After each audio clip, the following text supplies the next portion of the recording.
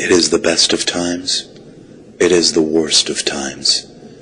In the year 2015, people have access to a breadth and depth of information unimaginable in an earlier age.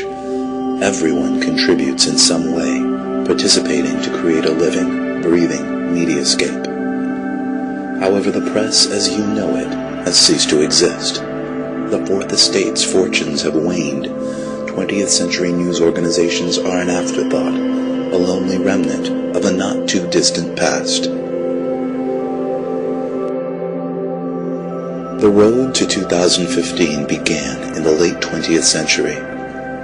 In 1989, Tim Berners-Lee, a computer scientist at the CERN Particle Physics Laboratory in Switzerland, invents the World Wide Web. Amazon.com is founded in 1994. Its young creator dreams of a store that sells everything. Amazon's model, which will come to set the standard for internet sales, is built on automated, personalized recommendations, a store that can make suggestions. In 1998, two Stanford programmers unleash Google. Their algorithm echoes the logic of Amazon. It treats links as recommendations, and from that foundation powers the world's fastest and most effective search engine. In 1999, a dot-com startup named Pyra Labs unveils Blogger, a personal publishing tool. Friendster arrives on the scene in 2002, and hundreds of thousands of young people rush to populate it with an incredibly detailed catalog of their lives, their interests, and their social networks. Also in 2002, Google launches Google News, a portal featuring headlines and links to the stories of the minute. Journalism organizations cry foul. Google News is edited entirely by computers. In 2003, Google buys Blogger. 2004 would be remembered as the year that everything began. Reason magazine sends subscribers an issue with a satellite photo of their houses on the cover and information custom-tailored to each subscriber inside. Google unveils Gmail with a gigabyte of free space for every user. Microsoft launches Newsbot, a social news filter. Google buys Picasa, a tool for organizing images. Amazon releases A9, a search engine built on Google's technology that also incorporates Amazon's trademark recommendations. And then, in August, Google goes public.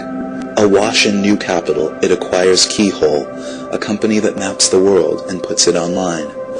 Google also begins digitizing and indexing the world's libraries. Apple's iPod inspires podcasting, and the age of personal radio begins.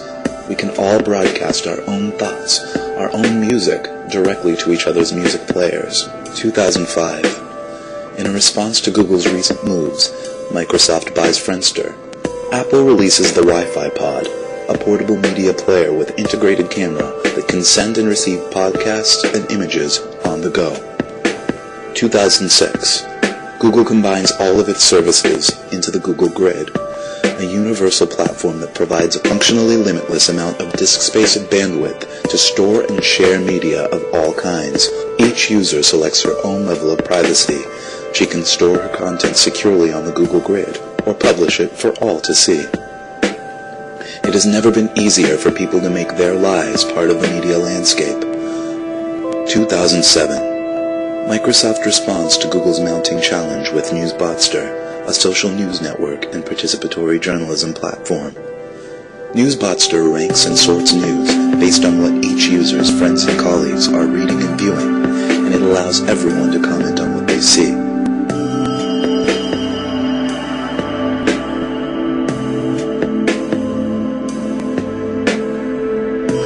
2008 sees the alliance that will challenge Microsoft's ambitions.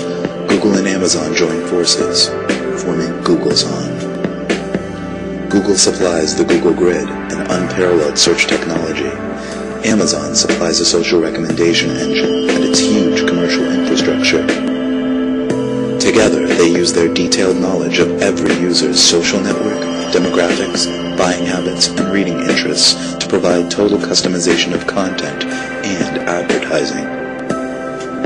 This year, the New York Times switches to a paid subscription model online. However, its content stream remains open to Googleson's indexing computers. The news wars of 2010 are notable for the fact that no actual news organizations take part. Googleson and Microsoft face off, enhancing their services week by week. Googleson finally checkmates Microsoft with a feature the software giant cannot match. Using new algorithms, Googleson's computers screen stories for names, places, images, and other contextual cues, isolating facts from quotes and turning statistics into flexible equations. Then, Googleson resorts, recalculates, and recombines these scraps with our information. Our blog entries, our photos, our purchases, our lives. Suddenly, news is more relevant than ever before. In 2011, the slumbering Fourth Estate awakes to make its first and final stand. The New York Times Company sues Googleson, claiming that the company's fact-stripping robots are a violation of copyright law.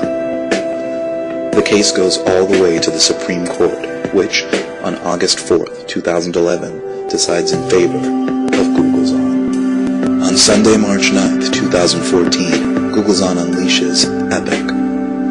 The evolving, personalized information construct is the system by which our sprawling, chaotic mediascape is filtered, ordered, and delivered. Everyone contributes, and many people get paid, a tiny cut of Googleson's immense advertising revenue, proportional to the popularity of their contributions.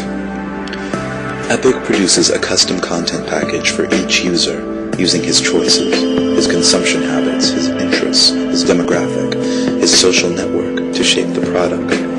At its best, tailored to its savviest readers, EPIC is a summary of the world deeper, broader, and more nuanced than anything ever available before.